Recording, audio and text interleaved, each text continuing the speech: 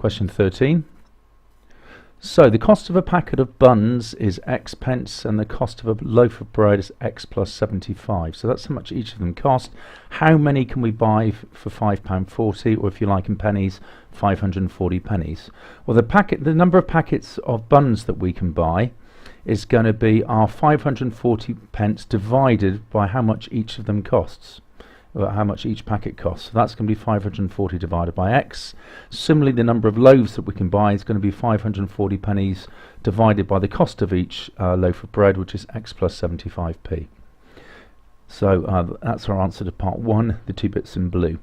Right, for part 2, we're now told that the number of packets of buns that can be bought for £5.40 is 5 more than the number of loaves. So if we want to make them equal, we've got to take the number of loaves, 540 at X plus 75, and add 5 onto it to get the packet of buns. Okay, so the number of loaves plus 5 equals the number of packets of buns.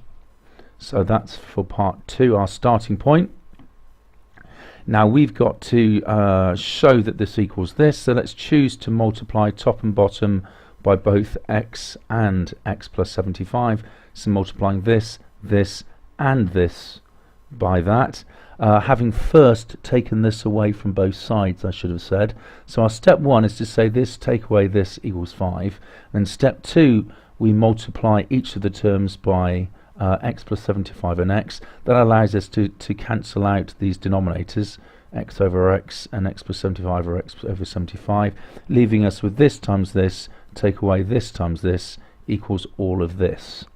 So then multiplying out our brackets, we get this, and rearranging, we get this, which if we then divide through by 5, we get what we needed to show. Now part 3, I thought that's quite generous of 5 marks actually. We've just got to solve this. Well, we're just going to solve it using the quadratic formula. A is 1, B is 75, C is minus 8100.